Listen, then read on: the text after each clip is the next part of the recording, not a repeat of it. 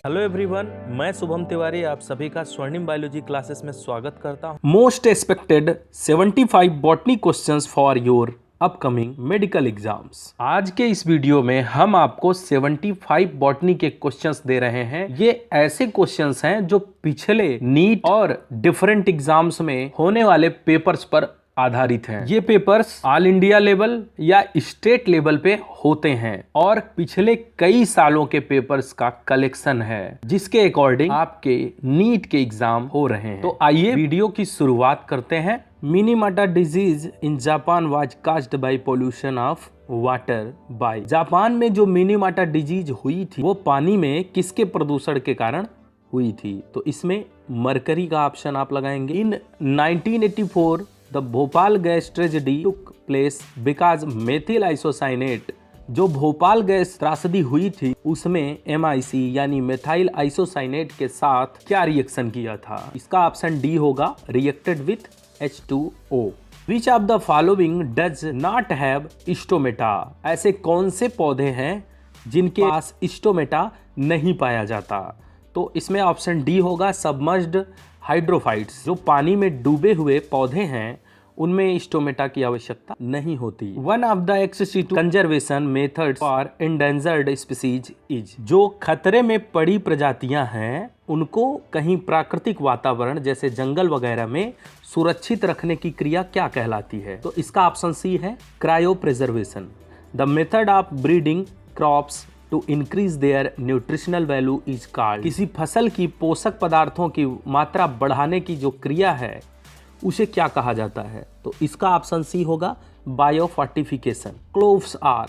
जो लौंग होते हैं मसाले के रूप में उपयोग में आते हैं वो क्या हैं?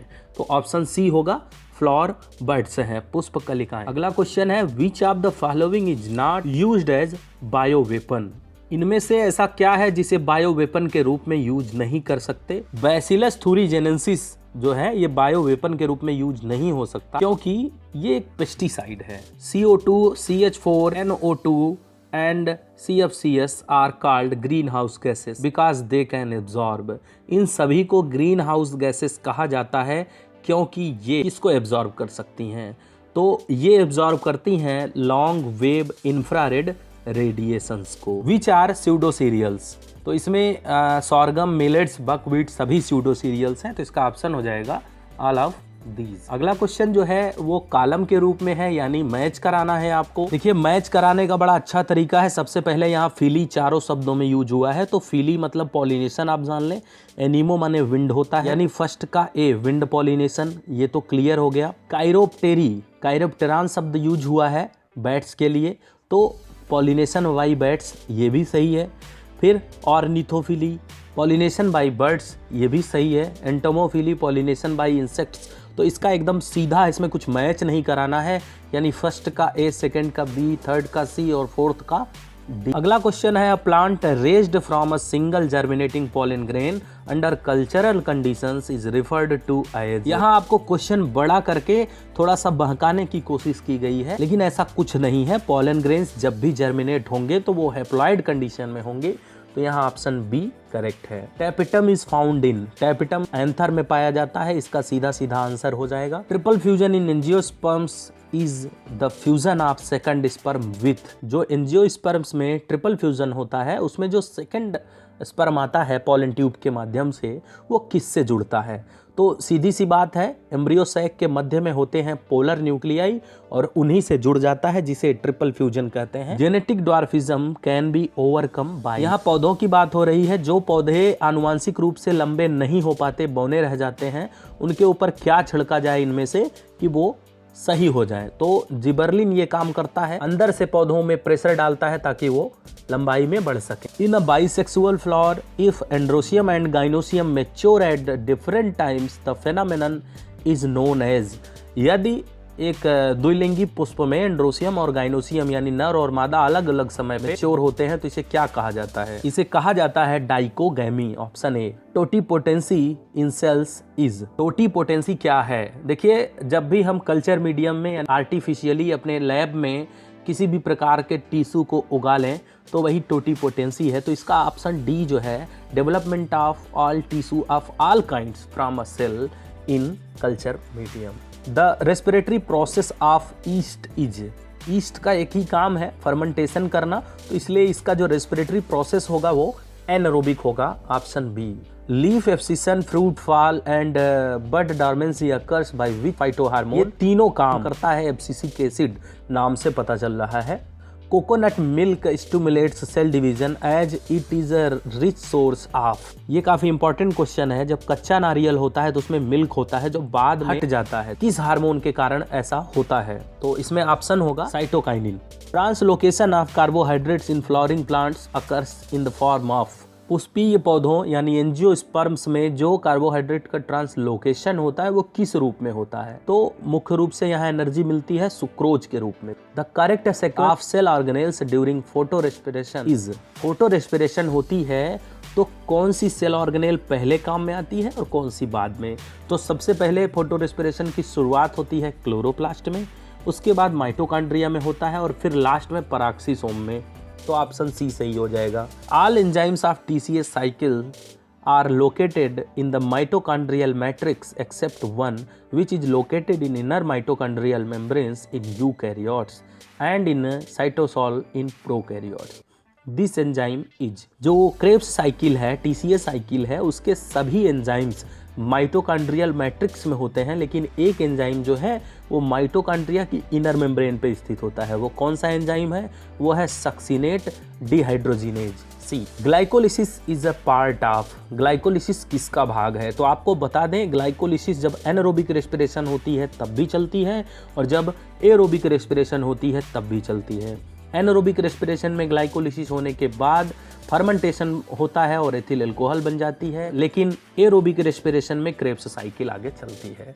तो इसलिए ऑप्शन सी होगा both A and B. Photolysis of each water molecule in light reaction will yield, जब वाटर मॉलिक्यूल लाइट रिएक्शन में तोड़ा जाता है, फोटोलिसिस का मतलब प्रकाश की उपस्थिति में वाटर के मॉलिक्यूल्स का टूटना, तो उससे क्या निकलता है? तो आप बताएंगे ऑप्शन डी, 2 इलेक्ट्रॉन और 2 proton. Which of the following is wrongly matched, इसमें से क्या सही नहीं मिला है? तो सोर्गम क्रांज एनाटॉमी सही है। पीईपी कार्बोक्सिलेज मेसोफिल सेल्स में होता है, सही है। ब्लैकमैन ने लॉ ऑफ लिमिटिंग फैक्टर दिया था, ये भी सही है। फोटो रेस्पिरेशन C3 प्लांट्स में होता है, ये भी सही है। PS सेकंड P700 ये गलत है क्योंकि PS सेकंड P680 होना चाहिए था। तो option E, the law of limiting factors in photosynthesis was invented by, तो यहाँ अभी आपने इसके पहले देखा, इसमें ऑप्शन हो जाएगा Blackman. In the mesophyll cells of CAM plants CO2 fixation during day occurs through, CAM plants की मेसोफिल सेल्स में CO2 का फिक्सेशन दिन में किसके द्वारा होता है? तो आप बताएंगे RUBP carboxylase. First reaction of photosynthesis is, जब प्रकाश संश्लेषण की शुरुआत होती है तो उसमें सबसे पहला रिएक्शन क्या होता है? ये भी एक अच्छा क्वेश्चन है।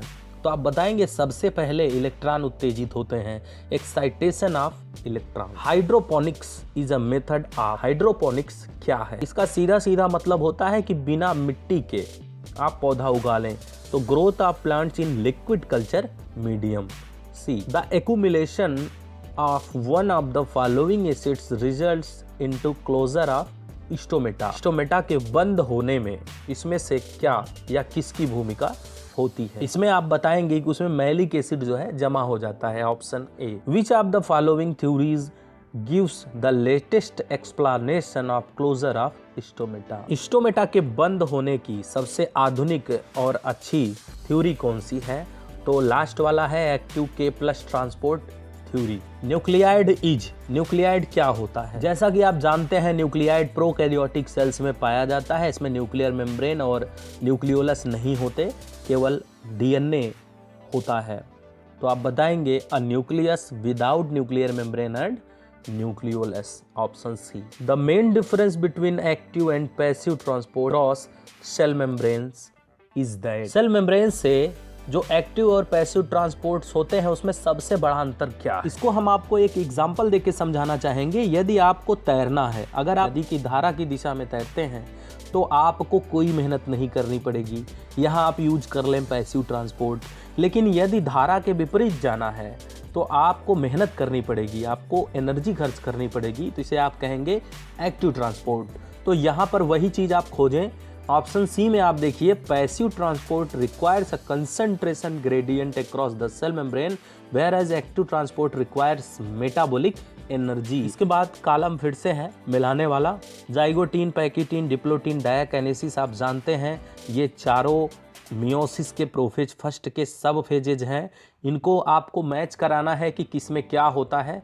तो जैसा कि आप जानते हैं, जाइगोटीन में सिनेप्सिस होती है, यानी कि पेयरिंग ऑफ होमोलॉगस क्रोमोसोम्स। पैकिटीन में क्रॉसिंग ओवर होता है, तो फर्स्ट का बी हो गया और सेकंड का ए हो गया। आप इसी से मैच करा सकते हैं। तो आप देखें सी और बी दोनों में यही ऑप्शन है, सेम मिल रहा है। तो आप तीसरा कुछ देख लें। डायाकाइनेसिस जो लास्ट वाला है उसमें क्या होता है, disappearance of nucleolus and nuclear membrane, क्योंकि इसके बाद मेटाफेज आनी है, इसलिए यहाँ पर न्यूक्लियर मेम्ब्रेन और न्यूक्लियोलस गायब होते हैं डायाकाइनेसिस में। यानी फोर्थ का क्या हो जाएगा, सी।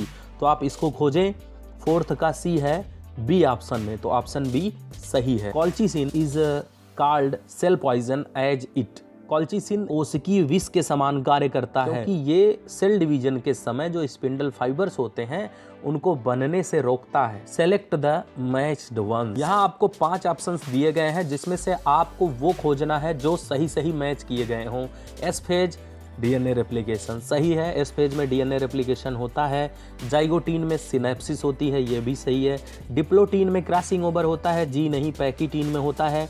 Meiosis both haploid and diploid sales, ये भी गलत है, उसमें सिर्फ हैप्लॉइड सेल्स होती हैं। गैप 2 फेज क्विसेंट स्टेज, जी नहीं। G0 को क्विसेंट स्टेज कहते हैं, यानी CDE तीनों गलत है। तो ऑप्शन ए सही हो जाएगा, ए एंड बी ओनली। अगला क्वेश्चन है फिर से मैच कराने के लिए। देखिए, मैच कराने वाले क्वेश्चंस आपको इसलिए हमने ज़्यादा दिए हैं, इससे आपको कई क्वेश्चंस की जानकारी एक साथ हो जाएगी। तो चलिए, फर्स्ट ER है, ER का दूसरा नाम एर्गस्टोप्लाज्म भी है, तो फर्स्ट का बी हो जाएगा। और क्रिस्टी माइटोकॉन्ड्रिया में होती है, फिंगर लाइक प्रोजेक्शंस। तो आप देखें सी में लिखा है इनर फोल्डिंग्स ऑफ माइटोकॉन्ड्रिया, तो फर्स्ट का बी और सेकंड का सी। केवल एक ही में ऑप्शन ए में दिख रहा है, बाकी अपने आप मैच हो जाएगा। While in mitosis daughter cells resemble each other and also the parent cells. जब माइटोसिस होती है तो डॉटर सेल्स आपस में और अपने पेरेंट सेल से भी मैच करती हैं, लेकिन मियोसिस में न तो वो पेरेंट सेल से और न तो आपस में मैच करती हैं। तो ऐसा क्यों होता है? तो सबसे पहला रीज़न तो ये है कि मियोसिस में क्रॉसिंग ओवर होती है और इसके बाद ये अलग अलग होती हैं अपने सेल्स से, क्योंकि सेग्रीगेशन होता है, और बाद में इंडिपेंडेंटली एजॉर्ट हो जाती हैं, यानी एक दूसरे से अलग हो जाती हैं, इंडिपेंडेंट हो जाती हैं। तो इसमें तीनों ऑप्शन होना चाहिए, crossing over, segregation and independent assortment. An example of enucleated living plant cell is. आपको एक ऐसी प्लांट की सेल बतानी है जो लिविंग भी हो और उसमें न्यूक्लियस भी हो। इसका जो सबसे सटीक आंसर है वो है sieve tubes of phloem. Plant cell differs from animal cell in. इस क्वेश्चन को थोड़ा ध्यान दीजिएगा, सरल बहुत है, लेकिन इसमें जो ऑप्शन दिया गया है वो आपको बहकाने वाला है। Presence of large vacuole, presence of lysosomes, absence of chloroplast, absence of cellulosic cell wall. तो ऑप्शन ए सही होगा, presence of large vacuole. Carbohydrates The most abundant molecules on Earth are produced by। पृथ्वी पर सबसे अधिक मात्रा में जो बायोमॉलिक्यूल उपस्थित है वो है कार्बोहाइड्रेट, और किसके द्वारा उत्पन्न किया जाता है? तो ऑप्शन ए सही होगा, सम बैक्टीरिया, कुछ बैक्टीरिया, सबसे ज्यादा एल्गी हैं और कुछ प्लांट्स हैं। The chromosomes found during prolonged stage of mitotic prophase in the salivary glands of Drosophila are. यहाँ पर डायरेक्ट ये क्वेश्चन पूछा जा सकता था, ड्रोसोफिला की सेलेवरी ग्लैंड में कौन सी क्रोमोसोम होती हैं, लेकिन क्वेश्चन को लंबा किया गया ताकि आप भ्रमित हों। तो आपको ऐसा कुछ नहीं करना है, आंसर वही रहेगा जो था, lampbrush chromosome. Enzymes accelerate biological reactions by. जो अभिक्रियाएं होती हैं उन्हें एंजाइम्स कैसे आगे बढ़ाता है? तो आप ऑप्शन ए बताएंगे, decreasing energy of activation, which is not a connection between plasma membrane of adjacent sales. इसमें से ऐसा कौन सा है जो दो प्लाज्मा मेम्ब्रेन्स के बीच में कनेक्शन नहीं बनाता? डेस्मोसोम है, टाइट जंक्शन है, गैप जंक्शन है, तो ट्रांसवर्स जंक्शन नहीं बनाता। Which one of the following are histones, इसमें से कौन सा हिस्टोन है? हिस्टोन प्रोटीन आपको पता होगा 5 प्रकार का होता है, H1, H2A, H2B, H3 और H4, तो ऑप्शन सी सही होगा। If living cells similar to those found on earth were found on a planet where there was no oxygen, which cell organelle would most probably be, यदि दूसरे किसी planet पर पृथ्वी की तरह का सेल्स पाया जाए और वहां ऑक्सीजन न हो तो कौन सी सेल ऑर्गेनेल इसमें से नहीं होगी? तो ऑक्सीजन जो है माइटोकॉन्ड्रिया में जाता है ताकि ग्लूकोज का ऑक्सीडेशन हो सके, इसलिए इसका आंसर होगा mitochondria. Correct combination of the alphabets of 2 columns, दोनों कॉलम में मिलाइए और कॉम्बिनेशन सही करिए। आपको बता दें जो स्टोमेटा होता है वो हमेशा ट्रांसपिरेशन का कार्य करता है, तो एस वाला ऑप्शन सही हो जाएगा। और हाइडेथोड गटेशन का कार्य करता है। ट्रांसपिरेशन माने वाष्पोत्सर्जन और गटेशन माने बूंद बूंद के रूप में पानी का गिरना, बिंदु स्राव। तो ए और डी तो मिल गया, ए का एस और डी का टी। इसके बाद कैम्बियम क्या करता है? किसी भी प्लांट में सेकेंडरी ग्रोथ करवाता है। और बार्क का काम है protection of the apical meristem of the root is present in. Apical meristem क्या है? जहां से जड़ों की लंबाई बढ़ती है, और रेडिकल से जड़ बनते हैं तो इसमें तो रहेगा ही। और जड़ें 2 प्रकार की होती हैं, टैप रूट्स और एडवेंटिसस रूट्स। इन तीनों में होगा option D, all of these या all the roots. In angiosperms lateral roots arise from. Angiosperms में जो बगल वाली जड़ें हैं, लैटरल रूट्स हैं, वो कहाँ से निकलती हैं? तो इसका ऑप्शन है pericycle. Casparian bands are characteristic feature of. Casparian bands किसका लक्षण है? तो इंडोडर्मिस का लक्षण है, ये वहीं से उत्पन्न होती है। Jackfruit is derived from. Jackfruit यानी कटहल किससे बनता है? तो जैक फ्रूट जो है फूल के पूरे समूह से बनता है, इसलिए यहाँ ऑप्शन ए होगा, an inflorescence. Fleshy aril represents edible portion in. जो एरिल है वो किस में खाया जाता है? तो एरिल केवल लीची में मिलता है। The edible part of ripe mango is morphologically. Morphologically जो पका हुआ आम है उसका खाने वाला भाग क्या है? यहाँ पर मीजोकार्प ऑप्शन होगा। The coralloid roots of Cycas है। साइकस में 2 प्रकार की रूट्स होती हैं, normal roots and coralloid root. Coralloid root की एक खासियत होती है कि उसके अंदर एल्गल जोन पाया जाता है जो कि हरे रंग का होता है, और ये हरा रंग होता है ब्लू ग्रीन एल्गी की स्थिति में। Option B, pasteurization of milk occurs at. दूध के अंदर के बैक्टीरिया को नष्ट करने के लिए एक क्रिया होती है, निश्चित टेम्परेचर पे उसे गर्म किया जाता है, जिसे कहा जाता है पाश्चुरीकरण, पाश्चुराइजेशन। और इसका टेम्परेचर होगा 62.8 degree Celsius for 30 minutes. When a plant has different types of leaves, the condition is known as।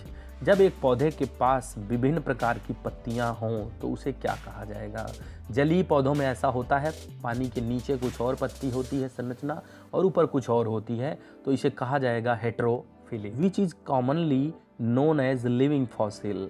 जीवित जीवाश्म में से कौन है? जीवित जीवाश्म क्या होता है? ऐसा पौधा या जंतु जो खत्म होने की कगार पे हो उसे लिविंग फॉसिल कहा जाता है। और ये जिम्नोस्पर्म्स के पौधे हैं, इसमें गिंकगो बाइलोबा जो है वो लिविंग फॉसिल। सागोपाम इज एक ऐसे पौधे का नाम बताइए जिससे हमें साबूदाना मिलता हो। तो साइकस के रिवोल्यूटा प्रजाति से साबूदाना प्राप्त होता है। Cyanobacteria differs from bacteria in having. Cyanobacteria और बैक्टीरिया दोनों प्रोकैरियोट्स हैं, लेकिन ये एक दूसरे से अलग होते हैं। क्यों? राइबोसोम्स दोनों में होता है, पेप्टाइडोग्लाइकन सेल वॉल है, नेकेड डीएनए दोनों में है क्योंकि प्रोकैरियोटिक है। तो क्लोरोफिल ए बैक्टीरिया में नहीं होता और साइनोबैक्टीरिया में होता है। A plant having vascular supply producing spores but lacking seeds is a. एक ऐसा पौधा जिसमें वैस्कुलर सप्लाई हो यानी जाइलम फ्लोएम हो, स्पोर्स बनते हों लेकिन बीज न बनता हो, तो ऐसा जिम्नोस्पर्म से बीज बनने की शुरुआत होती है। तो इसके पहले का आप देख लेंगे यानी pteridophyte. Agar agar is obtained from. Agar agar एक मेडिसिन के रूप में यूज होता है और ये मिलता है जेलिडियम से। जेलिडियम एक प्रकार का एल्गा है। विच one of the following is a larvicidal alga. इसमें से एक ऐसे एल्गा का नाम बताइए जो लार्वा को खाता है। तो यहाँ 2 ऑप्शन सही हैं, लेकिन जो मेन आंसर आपका होना चाहिए वो है option C, Oscillatoria. Mycorrhiza is. Mycorrhiza क्या है? जैसे लाइकेन होता है उसमें एल्गी और फंजाई आपस में मिले होते हैं, उसी तरह माइकोराइजा में फंजाई और प्लांट रूट्स मिले होते हैं। तो आप ऑप्शन सी देखें, a symbiotic association of plant roots and certain fungi.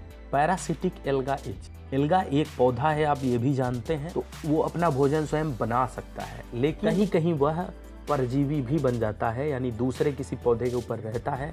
और ऐसा एल्गा है सिफेल्यूरोज, जो कि चाय और कहवा की पत्तियों पर उगता है। Option C. A compound which is produced by an organism and inhibits the growth of other organism is called. एक ऐसा पदार्थ जो किसी एक जीव से निकले और दूसरे जीव की वृद्धि को रोक दे, उसे क्या कहा जाएगा? वो है antibiotic. LSD is obtained from, LSD किससे मिलता है? LSD मिलता है क्लेविसेप्स से। क्लेविसेप्स एक फंजाई है और LSD एक हेलुसिनोजेनिक पदार्थ है जिसको खाने से भ्रम उत्पन्न हो सकता है। This substance is present in the cell walls of gram positive bacteria only. एक ऐसे पदार्थ का नाम बताइए जो केवल ग्राम पॉजिटिव बैक्टीरिया में पाया जाता है, तो वो है टिकोइक एसिड, सबसे ऊपर पाया जाता है। What is a genophore? Genophore क्या होता है? वैसे तो जीनोफोर को प्रोकैरियोट सेल्स में जो कुल DNA की मात्रा है वही कहना चाहिए, लेकिन कुछ अपवाद स्वरूप RNA भी होता है, तो आप कहेंगे option B, DNA and RNA in prokaryotes. Colourless unicellular cell wall bound spherical और rod shaped micro organisms usually smaller than 5 microns in size which lack an organised nucleus are called. एक ऐसा जीव जो रंगहीन है, एक कोश की है, सेल वॉल युक्त है, गोल या लंबा हो सकता है और 5 माइक्रोन तक होता है, उसमें न्यूक्लियस नहीं होता, वो जीव है bacteria. The bacteriophage contains an enzyme known as.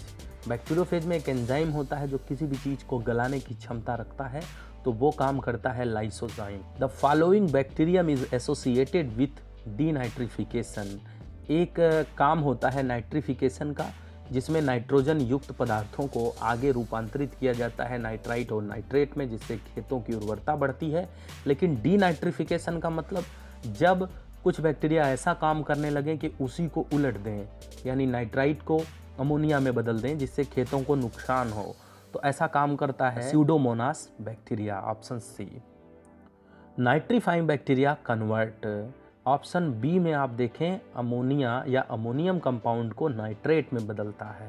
सबसे पहले एटमॉस्फेरिक नाइट्रोजन को रोक करके उसे अमोनिया में, अमोनिया को नाइट्राइट में और नाइट्राइट को नाइट्रेट में कन्वर्ट कर दिया जाता है। Viroids contain. वायरॉइड्स जो है वायरस से छोटे होते हैं और इनके पास केवल RNA होता है। Cell wall of bacteria contains. Bacteria की सेल वॉल में क्या पाया जाता है? एन एसिटिल ग्लूकोसामीन, हाँ। म्यूरामिक एसिड, हाँ पाया जाता है। डाई अमीनोपाइमेलिक एसिड, जी ये भी होता है, यानी all of these. Bacteria can not survive in salted pickles as. आपने देखा होगा अचार बनाते समय उसमें नमक की मात्रा बढ़ा दी जाती है। ऐसा इसलिए किया जाता है ताकि उसमें बैक्टीरिया ना बच पाएं। लेकिन उसमें होता क्या है बैक्टीरिया के साथ, ये आपको बताना है। तो they get plasmolysed and killed.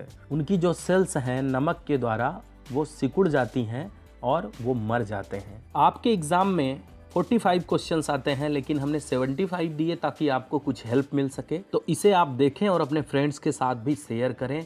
और अब आपको फेमस बनाने वाला सेक्शन, पिछले वीडियो में हमने पूछा था किस जंतु में नारंगी रंग का ब्लड होता है, और इसका आंसर है फीमेल कॉकरोचेज। इसका सबसे पहले सटीक आंसर दिया है कभी सोचा है चैनल ने, जिनका फ्यूचर टेक क्लासेस नाम से एक यूट्यूब चैनल भी चलता है। कांग्रेचुलेशंस आपको। और अब आज का क्वेश्चन, मनुष्य के शरीर में कुल कितने विटामिन प्रोड्यूस हो सकते हैं और कहां से? अगर आपको कोई क्वेश्चन पूछना है तो प्लीज आप कमेंट करें और इसी प्रकार हमारे चैनल को शेयर, सब्सक्राइब और लाइक करते रहें।